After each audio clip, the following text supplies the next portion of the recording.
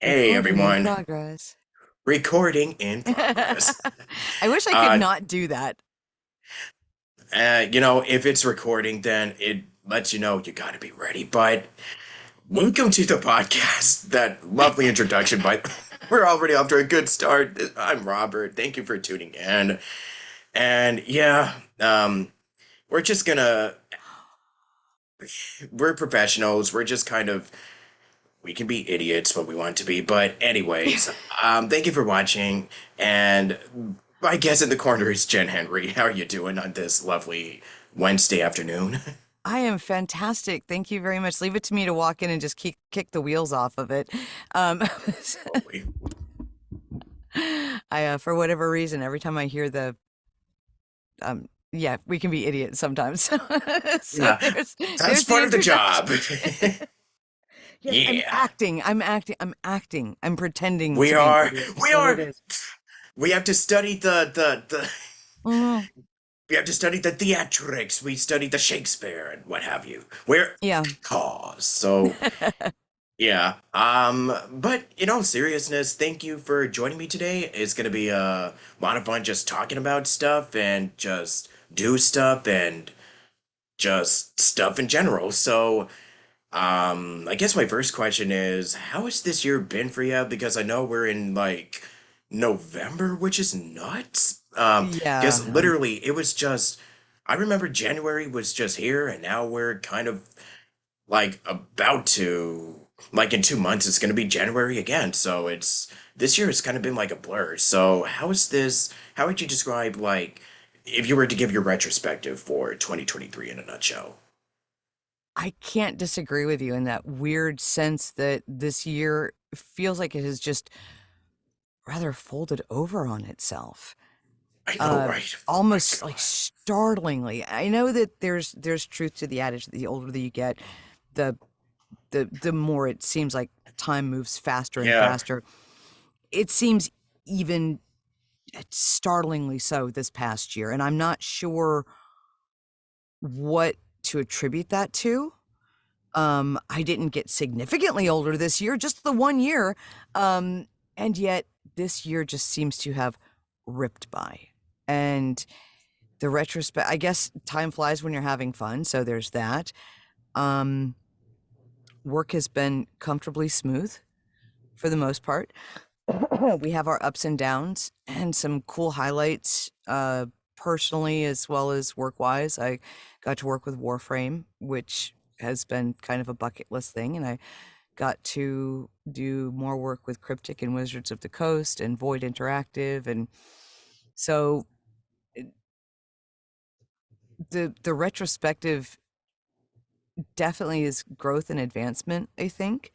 And I don't know, I am curious to know what the sensation is that makes this year feel like a blur, because it really does. We had the vortex of the pandemic where there's just sort of a void there, and then came out to kind of a more stable sense of time, at least in my head or my perception. And then this year, it's just gone. I kind of feel like I have a tiger by the tail. Like, what happened? Yeah. Yeah, and it's crazy because like I remember it was literally just the beginning of this year. I literally just came back from vacation and just looking forward to like, okay, so what is this year gonna throw at all of us? And then now here we are, November, like Hollywood is kind of going through a little tipsy, is kind of Tips. Hollywood is yeah. drunk. Hollywood is drunk in front of the bar looking for its left shoe. Oh Let's my just God. that's Yeah. Yeah, there's a lot. That's a whole can of worms that I'm not gonna touch hmm on, but Mm-mm.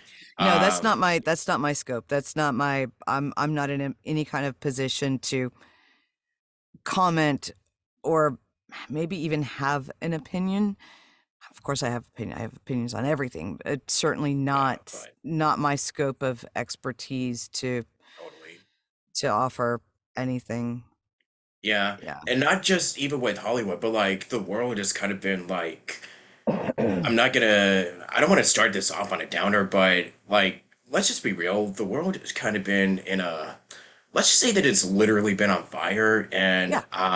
how we can you and we're just, but the bright side is, like, I do this podcast and we're just doing what we can just to spread, love and all that mumbo jumbo, and we're just gonna do our best to just keep um praying and hoping for a better future and whatever happens, and just, I'm always somebody who's really optimistic. I don't know what the future outcome is going to be for Mm-mm. everything going on, but all we could do is just, you know just let our voices be heard and just keep doing, being the voice, be the light. You really want to be that positive light for people, during these really harsh, cruel times. Do you know what I mean? So I think that's Absolutely. why, for podcasts like this, where we just discuss, like, literally anything that is, pertaining to either the industry or just life, or just, anything that is, that is fun. It could be educational, or it could just be just a talk, just like, and make it engaging and fun. So yeah, I don't know. I'm I just kind of rambling at this point. I'm all dude, ramble on, ramble on. That's it. Yeah, Because usually it's me that's just yeah, aimlessly verbalizing things. yeah. I found that number one, your perspective is just so spot on. I found that probably a couple of years ago, I just had to take a step back. And I was never one to post things political.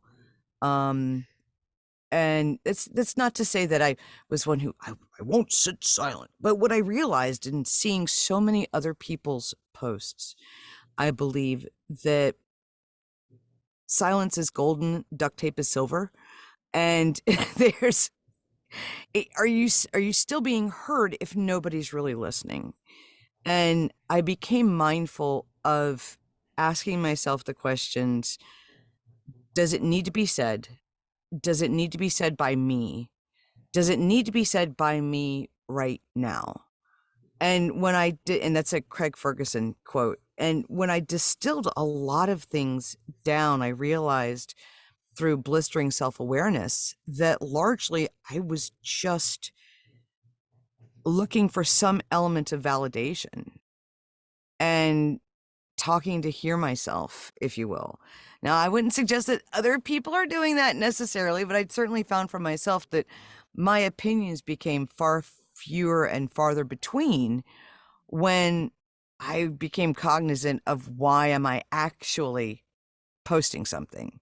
Am I posting something that's of benefit to anybody?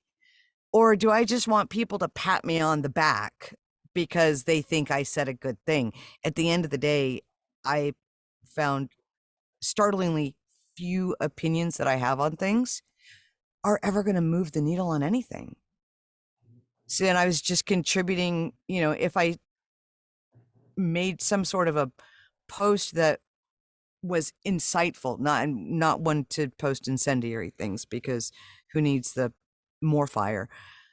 I just realized how much my opinions were significant and they really weren't so much. So here's a picture of a kitten and a burrito that I made the other night. And here's my new haircut. And here's, I because just had a burrito for breakfast, so this is perfect oh, timing.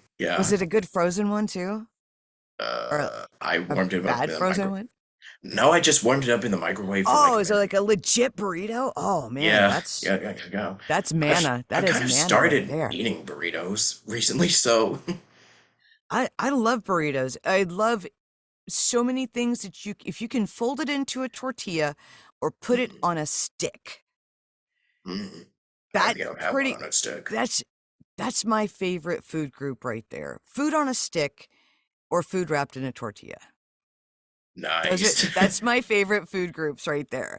And I eat fancy things places sometimes too. It's at the end of the day, man, you give me I don't know why I'm so fascinated by food on a stick. I want to I do mean, I love uh, food, so this conversation really gives me a lot of joy, you know? yeah, I don't hate food. Clearly, I don't hate food. Yeah. Um, and I would love to someday take my kids on a tour of the world and see the world through markets and street food. And that would be and just eat food on a stick or out of a bag or that's on fire or something all over the world and be immersed sort of in the culture rather than tourism and enjoy again, yeah, Jen's food on a stick tour. That would be fantastic.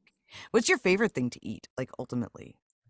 My favorite food to eat, it really does, like, it does depend on, um, it really depends on whatever type of, food that I eat. Like, usually my favorite food is the one that I have sitting in front of me, but in general, I guess I'm just easy to please, but, I'm a fan, yeah. Yeah, uh, hand it to me. That's my favorite. yeah. You hand me But food, for right I'm now, love it. in general, um, I used to eat like peanut butter jelly, not no, just peanut butter sandwiches, and also like I love French fries. I still do. I've recently just had to cut back on those because like I don't know. I've just kind of been starting to eat like trying out new different things. Like I've been loving like Italian, spaghetti and mozzarella and that stuff and tacos and burritos are kind of like my jam right now. Mhm. And I do enjoy a good burger. Okay. And I mean I've also been cutting back on meat because I don't want to consider myself as like, oh, like if I'm consuming meat from like um animals or what have you, then I mean it's not just that, but it's like, I don't know, I've just kind of been trying new food that is like more I've been trying my taste buds have kind of been changing over the years. You know what I mean? Well, like when Oh, you it get older, happens. it's Yeah, like, yeah, it happens. like for instance, like I said, I've been cutting back on sugar. Like I used to drink a lot of soda, but I don't really do that. I don't really drink a lot of soda as much anymore. I've just kind of been focusing on water or just anything that's like kind of healthy. I used to be somebody that just eats a lot of, consumes a lot of garbage, and now I'm just kind of like, oh, my health. Okay, now I got to take that into consideration. Oh no. That just So it's those just little kind of fun. elements of Yeah.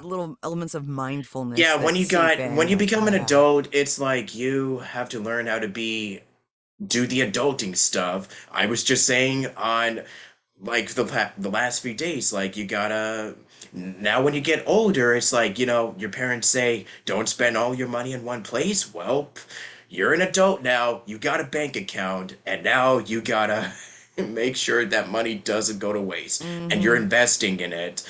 So, and use it wisely, which is something that we'll definitely get into in a little bit. Yeah. Anyways, rambling over. Oh, we're all right. I think that's why we're here is just to ramble. Yeah, And literally pretty much. Yeah. it's interesting that today there are things that exist that definitely didn't when I was growing up. Yeah, yeah, Yes, yeah, of yeah. course we had our parents telling us spend your money wisely. Yeah. We didn't have a model for what that looked like. Oh, And for so sure. yeah, so Yeah. I hit college and it was the first time I'd had a checkbook. It was about the advent of the walls that would spit money at you and with ATM machines. It went poorly. And I've never had a really good handle on the what implementations constitute wisely. Whereas my sister, she at 16 learned from mistakes because I'm the world's greatest cautionary tale. Um, and she learned that skill like right off the bat. Now they teach it in school, which I think is one of the greatest benefits that students can have now is life skills. And a lot of that got left out in generations past. So we just had people that learned, okay, you graduate from high school, then you go to college, and then what? What do you did you how do you get an apartment and pay your bills and know when your things are due and if you know Mm. how to write a thesis, that's fantastic. But if you don't know when your electric bill is due and that you need to pay it accordingly, that's more problematic. Yeah. Um, boy, it's like the older. like when we get just keep saying older, but it's like the more mature we get, it's like, oh yeah, all this stuff just Mm, really comes more into play, And I'm just saying more mature when it's like really we're just kind of all kids. We're just kid mhm, grown-ups, like just trapped in. We're just kids just trapped in grown-up bodies. That's just pretty much how that's just the truth of it. We're just kind of like kids that somehow grew up and we're always learning every day. mhm, and finding that Yeah, balance between yeah.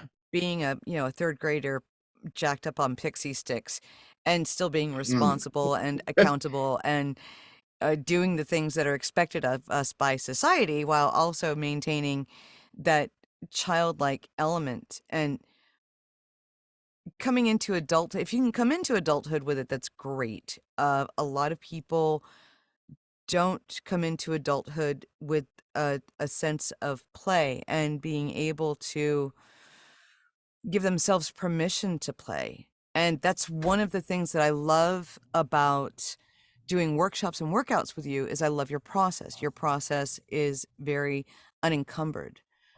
You don't have the fear factor that so many people do. You see it, you feel it, you do it. And that's one thing I just love about watching you perform is your process of what looks like no process, but clearly there's something going on because you look at something, you absorb it, but then you don't ask it a lot of questions. You just let it be and let it do. And that is something that is so glorious that too many people lack because they have to ask questions of their muse, Yeah. whereas you just let rip. Yeah.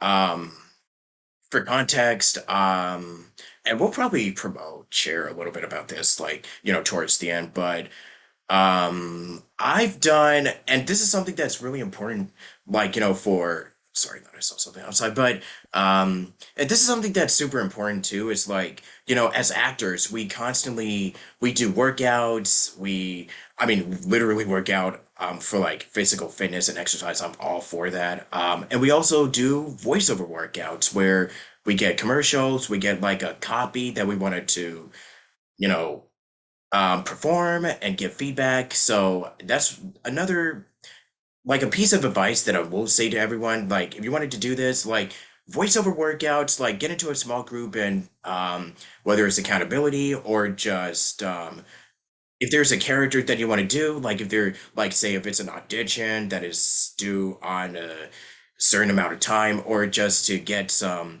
work on your acting chops, like I definitely recommend doing those because they help you, and it also helps like if you have like improv training. Like that's also something that I will not stop stressing over, stutter, but that I will absolutely always highly recommend. Improv and doing these workouts is a lot of fun.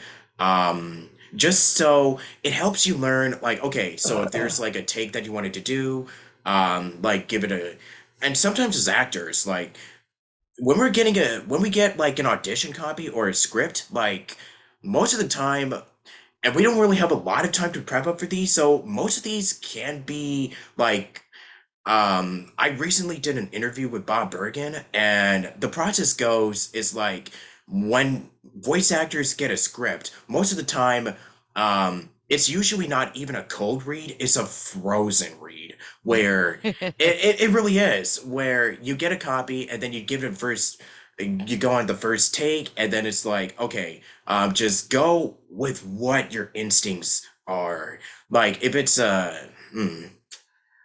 like sometimes it would be nice to read, or sometimes, and I know this is going to sound really weird, but it really does depend on what project it is. But most of the time I usually look at the character design or just go with a spec, that's what they say, where it's a character description, or just go with the flow, which is kind of how I usually book most of the auditions that I do. It's Well, just going with the exactly. flow and Mhm, yeah, and having fun. because That's that's organic. crucial. Yeah. It's natural. As soon as you start sounding like you're acting, whether Mm, it doesn't matter what the genre is.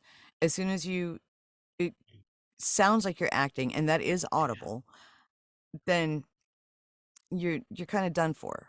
So it has to come from a place of authenticity, and that's that's where cold reads, warm reads, frozen reads, uh, are the most beneficial because you're working from your instinct, and it's just something that you have to trust and just go for it. And I obviously don't book everything that I yeah, implement. yeah, I don't yeah. that I implement improv on. I can say that virtually everything that I book does have an element of improv, even if it's just Mm. humanizations and sounding real. People's BS meters are redlined.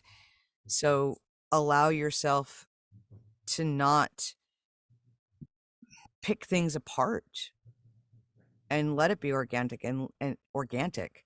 Did I just make up a word? Organic. I like that. Organic and authentic is organic. Steal that.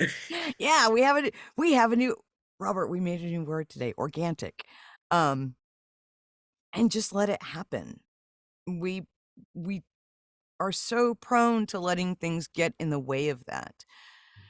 And we second guess ourselves and we're like, oh, what do they want? Are they gonna like it? Are they not gonna like it? I have to do this because I have that adulting thing that depends on me making a paycheck, and we can think our way right out of the paycheck in overthinking and over scrutinizing what we need to do for a performance rather than just allow it to be real and let it out into the wilds and see where it lands because we don't have any control over where it lands.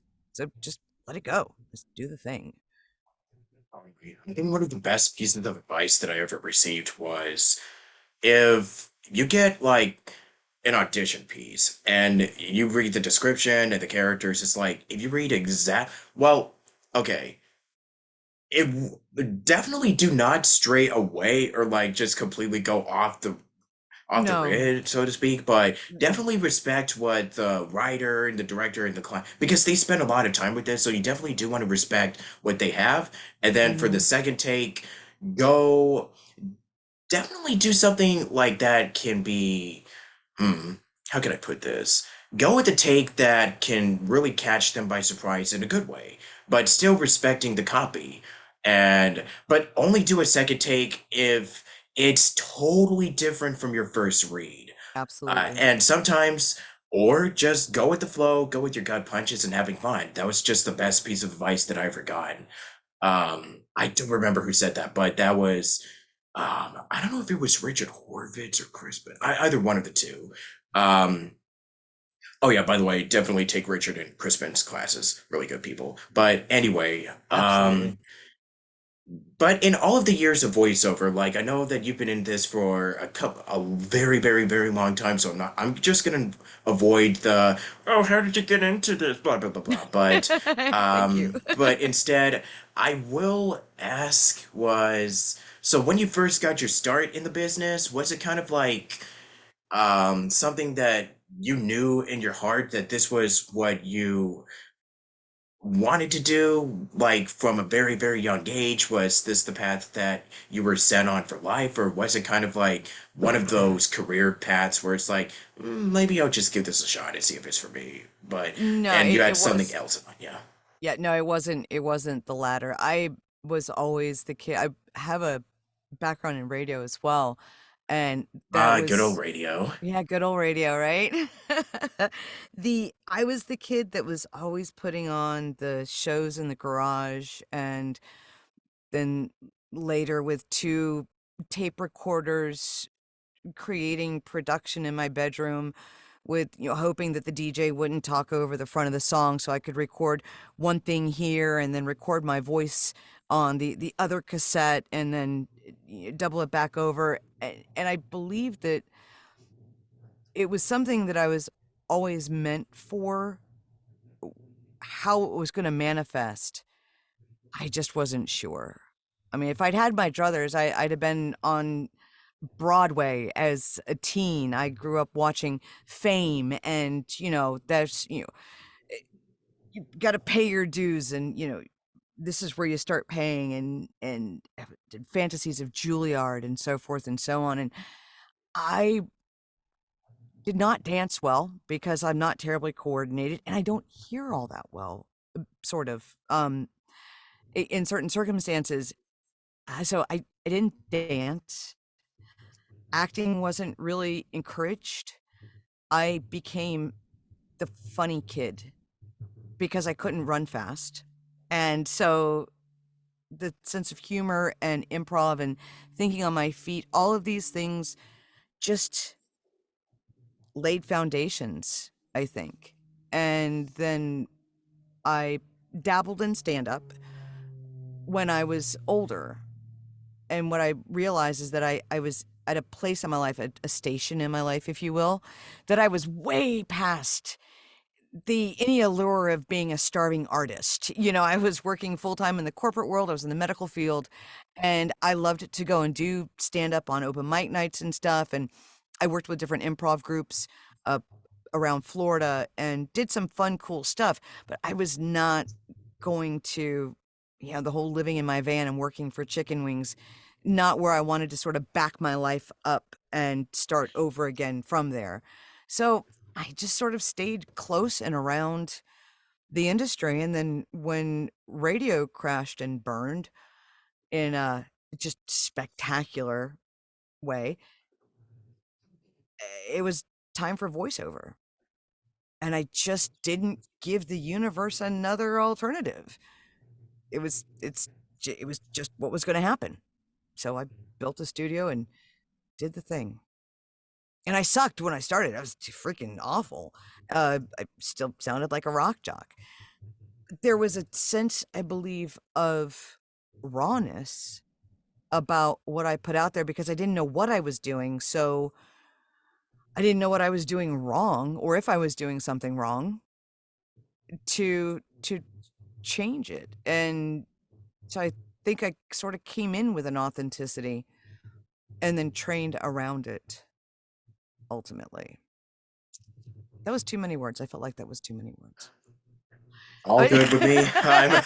This is what this podcast is for. Like literally, we just say words and then we don't really remember 99% of them afterwards. Thank you for saying that.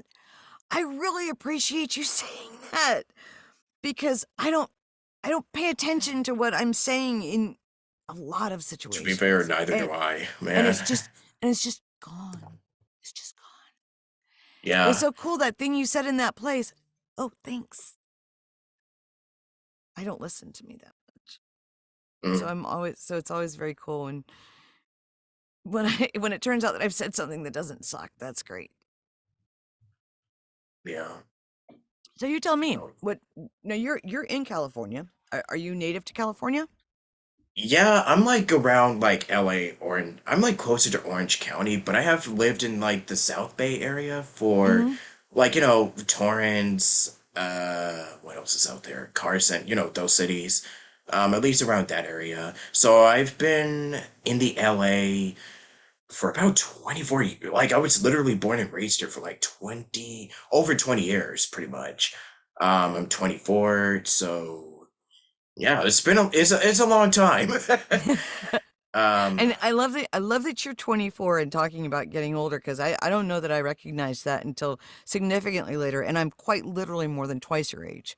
So yeah, it's interesting to sort of roll back the clock and look backwards through the looking glass and yeah, know that there are people that are half my age that are probably going to have a much easier time or simpler, maybe not easier but simpler time because they already have some construct of that whole adulting thing and knowing or at least creating a plan to do certain things well and efficiently, so you have something to get you from point A to point B rather than just floundering around hoping that the jelly beans, the magic beans turn into a beanstalk. yeah. Um, there's so much more that we can discuss. Like I know we've discussed hobbies. We've talked about like So many different things. So what is this? Oh yeah, what is something that you really enjoy about coaching, other actors? Because I know that you've also lead workout groups. So what is something that you really love about sharing or bestowing, I guess, wisdom to a new generation of VAs, I think such as myself? my favorite thing is, from my perspective, the visceral sensation that comes along with being present when somebody has an aha moment.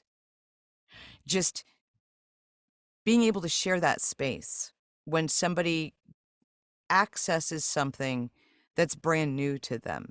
Because you know the sensation and the feeling of being in the pocket on something when you hit something and it just dials in, that physical sensation you get, being in the same space with somebody when they start to experience those moments of, oh, wow. Yeah, I felt that. So if I get to have something to do with that process, that's amazing. And hope that they can stay in that space and access it with more regularity. That to me is the that's that's why I love to do any of that. And there are people who spent that kind of time with me as well. So when I do the workout groups and stuff, like what we do on Fridays, that's an element of paying it forward and being grateful for what people have given to me in the course of my career that have enabled me to be asked to be in that position. So just watching people Yeah, experience what they can do is my favorite thing. yeah. And I know there's a lot of, hardships that we kind of discussed earlier, but at the end of the day, can you think back to anything in your life that helped you put that really helped you put that the spark back inside of you where you're like, oh my gosh, this is why I love acting. Like, did anything happen where you're just like, this is why I love doing this every day? If you could think back to, yeah, Every moment yeah. that I don't have to do something else, I think. And I know that sounds very broad. I bring a lot with me in terms of life experience.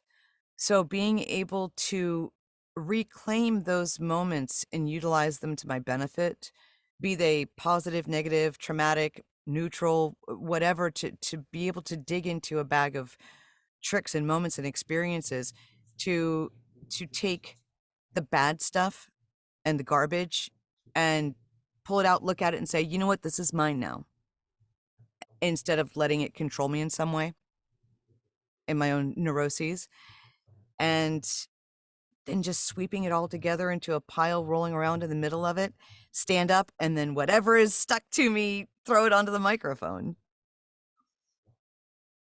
Oh, If totally. that makes if that makes any sense whatsoever. It makes Hmm. sense in the picture in my head.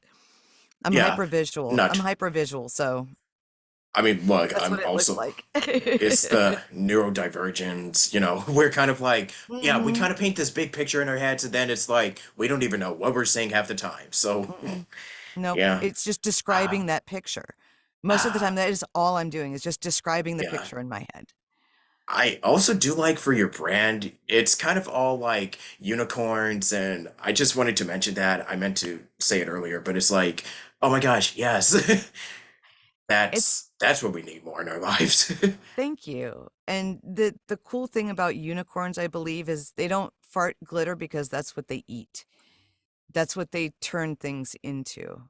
So having the mindset of being positive doesn't mean that days don't suck. You just chew up those days, do what you can with them, and fart glitter and leave that as opposed to big piles of toxicity or whatever else you ate. Oh yeah. And I appreciate that very much. Very Yeah. much. So, anything that you wanted to discuss, like something that you wanted to talk about right now, or just anything that you want to share and promote before we conclude? Learn who you is and be okay with that. I think we try to cover up entirely too much of ourselves because we want the rest of the world to see certain things. Let the world see the stuff that you hide, because those are usually the coolest things about us. The stuff that we spend too much time not letting polite society see. Just do it, and don't be afraid of it, because I've heard it before. Everybody's going to judge something. So if somebody's going to judge you, let them judge you for just being your authentic self and not hide from that. Oh yeah, And yeah, stay hydrated, of course. that too. I was just about to say. Eat the Um, occasional vegetable. You know, those yeah, are good things. Probably yeah. not very So, helpful. what is something that you wanted to plug, or if you wanted to plug your socials, or just anything you want to post? Um, Yeah, you can find me at jenhenrycreatives.com. And I will be at VoiceOver Atlanta in March. I will be teaching a workshop. I'll be running a workshop, a workshop. Hopefully, there's not a lot of speaking in it. I'll be running a workshop at VoiceOver Atlanta this year, and I we look should forward to go. seeing everybody there. It'll be a lot of fun. I don't know if I'm doing an X session yet, but I'm definitely doing some workshops. So it's going to be a great time.